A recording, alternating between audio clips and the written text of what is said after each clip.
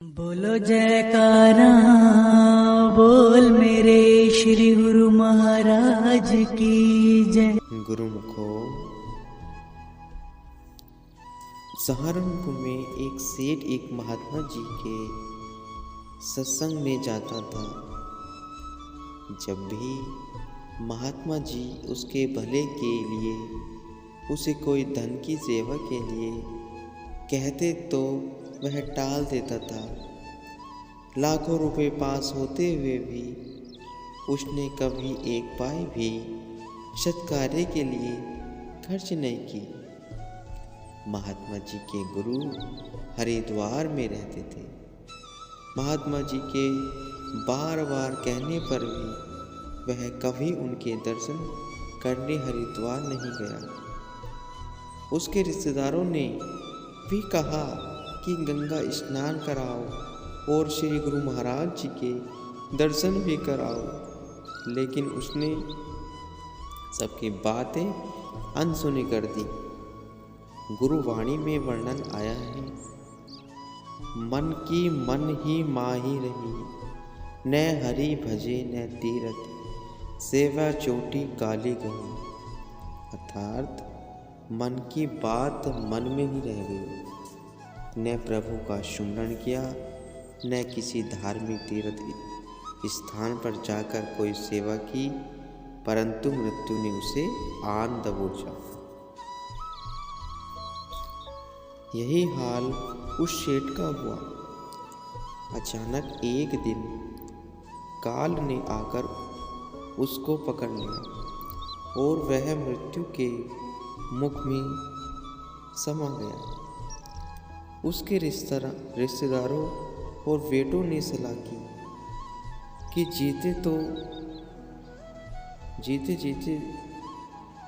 जीतो यह हरिद्वार नहीं गया, अभी इसके मृतक शरीर को ही गंगा में प्रवाह कर दिया जाए। ऐसा सोच वे हरिद्वार की ओर रवाना हुए। जब लक्सर पहुँचे तो रात को थोड़ा विश्राम करने के लिए वहाँ रुके। वह सेठ के शरीर को खाली कोठरी में रखकर स्वयं सत्संग और गंगा स्नान की महिमा गाने लगे। देव योग से उस कोठरी में एक कोढ़ी सोया हुआ था। उसने उनकी बातें सुनी। उसके मन में विचार आया कि यहाँ मरने की अपेक्षा क्यों न मैं हरिद्वार जाकर मरूं। पर वह यह सोचकर उदास हो गया कि उसे इस अवस्था में हरिद्वार कौन ले जाएगा। उसने एक युक्ति सोची। धीरे धीरे सेठ के शरीर से कपड़ा उतार कर उसके शव को वहीं जमीन पर रखकर वह स्वयं घाट पर लेट गया। उधर उन्होंने थकान उतार कर अंधेरे में रखी हुई खाट उठाई और हरिद्वार की ओर चल दिए। जैसे ही खाट नीचे रखी, वह कोढ़ी जय गंगा मैया की कहता हुआ उठ खड़ा हुआ और वे सभी हैरान हो उसके मुंह की तरफ देखकर पूछने लगे कि तुम कौन हो और सेठ का शरीर किधर गया। कोढ़ी ने जवाब दिया कि मैं बहुत दुखी और बीमार हूँ। मेरे दिल में यह तीव्र उत्कृष्टता थी कि मैं हरिद्वार जाऊँ, पर मुझ असहाय को यहाँ कौन लेकर आता। इसीलिए सेठ के शरीर को वहीं उतार मैं खाट पर लेट गया। मेरी इस गुस्ताखी के लिए आप मुझे मारें या छोड़ दें, यह आपकी इच्छा है। उन्होंने सोचा कि इसे मारने से हमें क्या हाथ लगेगा। उन्होंने 2 घोड़े किराए पर लेकर 2 नौकरों को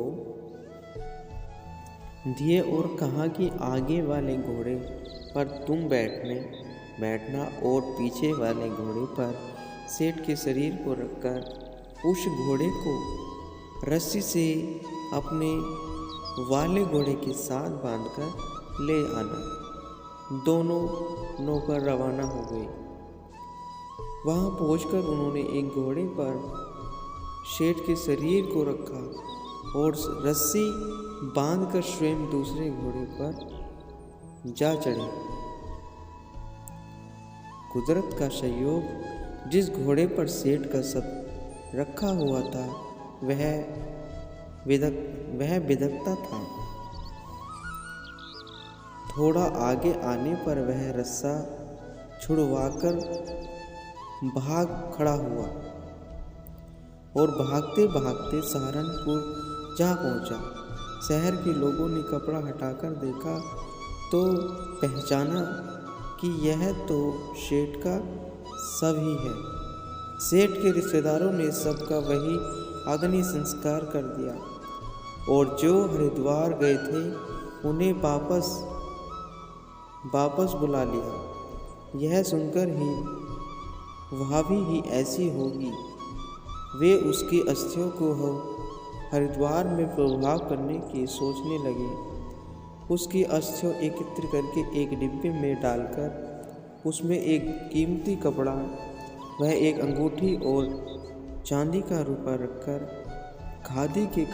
खादी के कपड़े से सिलकर एक बूढ़े ब्राह्मण को सौंप दिए। पूजा वगैरह का सब खर्च देकर उसे कहा कि विधिवत इन अस्थियों को गंगा में प्रवाह कर देना। जैसे ही डिब्बा लेकर ब्राह्मण शहर से बाहर जंगल में आया तो उसे अचानक ख्याल आया कि मुझे जो दक्षिणा मिली है क्यों न उसे घर पर रखकर आऊं। यह सोचकर उस डब्बे को लकड़ियों के एक ढेर के नीचे रखकर घर चला गया। तभी एक सफाई कर्मचारी लकड़ियां लेने जंगल में आया और उसने उसी ढेर पर जैसे ही कुल्हाड़ा मारा तो डिब्बा छन छन करके जमीन पर आ गिरा। उसने डिब्बा खोला और उसमें से कपड़ा, अंगूठी व चांदी का रुपया निकाल लिया। इन अस्थियों को वहीं गिराकर डिब्बा भी घर ले आया। ब्राह्मण घर से वापस आया तो वहाँ डिब्बा न पाकर सोच में पड़ गया। उसने विचार किया कि यदि वह जाकर सच्चाई प्रकट करता है तो अवश्य ही उसे उनके क्रोध का सामना करना पड़ेगा। इसलिए उसने जाकर झूठ ही कह दिया कि वह अस्थियां प्रभाव कर आया है। अभी 2 ही दिन बीते थे कि सफाई कर्मचारी उस कपड़े की कमीज सिलवाकर उसी सेठ के घर पहनकर सफाई करने के लिए चला आया। सेठ की बहू ने देखते ही कहा, यह तो हमारा ही कपड़ा है। कर्मचारी ने सब सच बता दिया कि कैसे यह कपड़ा है। वह अन्य चीजें उसे जंगल में मिली। उससे सब वृत्तांत सुनकर उन्होंने उसे बूढ़े ब्राह्मण को बुलाया और उसे झूठ बोलने के लिए डांटने फटकारने लगे। तब ब्राह्मण ने कहा, आप सोचो, जो 10 जवानों से भी हरिद्वार न पहुंच पाया वह एक मेरे बूढ़े ब्राह्मण द्वारा कैसे पहुंच सकता था। सच तो यह है कि प्रत्येक प्राणी के विचार न केवल उसके जीवित रहने तक काम करते हैं अपितु शरीर छोड़ने के बाद भी वे अपना प्रभाव दिखाते हैं। इसीलिए किसी का कोई दोष नहीं। यह सब अपने विचारों की दृढ़ता का ही परिणाम है। शरीर छोड़ने के बाद अपने ख्यालों के अनुसार ही जीव की गति होती है। भगत त्रिलोचन जी ने कहा है, अंते काले जो लक्ष्मी सिमरे ऐसी चिंता माही जे मरे। सर्प योनि वली वली आ उतरे। भाव यह है कि जो अंत समय धन में सुरती फंसा लेता है उसे बार बार सर्प योनियों में जन्म लेना पड़ता है। उस ब्राह्मण ने कहा कि जहाँ उस सेठ का धन दबा पड़ा है उसकी आत्मा ने सर्प बनकर वहीं वास किया होगा। यह सुनकर सेठ के बेटों ने वहां जाकर देखा तो सचमुच ही एक फने सर्प वहां बैठा फुनकार मार रहा है। उसे मारकर बेटों ने उस धन को सफल करने की सोची, लेकिन माया के विषैले प्रभाव को अमृतमय बनाना सरल कार्य नहीं है। यह सामर्थ्य तो सत्पुरुषों के पास होती है जो माया को भक्ति रूप बनाकर दुखदायी से सुखदायी बना देते हैं। सेठ के बेटों ने अपने मन के ख्यालों से उस धनराशि से एक धर्मशाला बनवाई।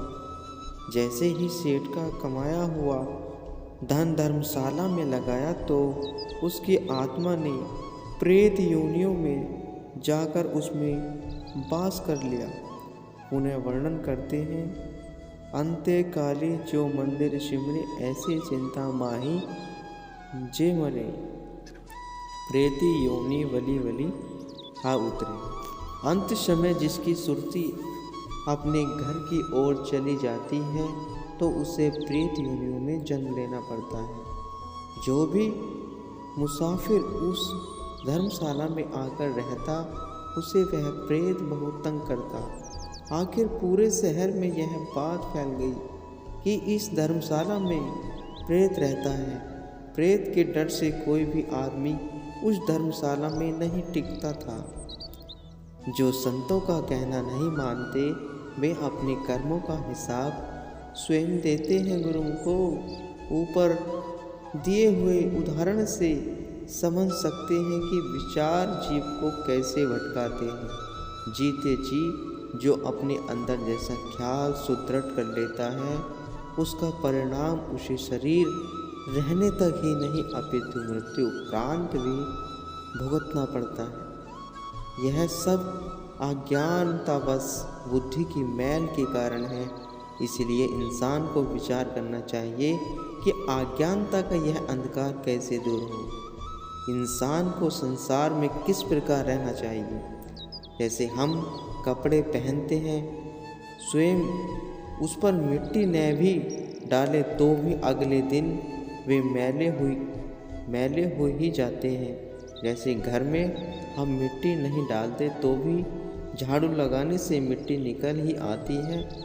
दांतों पर रोज हल्की पीली तह चढ़ जाती है। इसी प्रकार बुद्धि पर मायावी विचारों और कुसंग का प्रभाव चढ़ ही जाता है।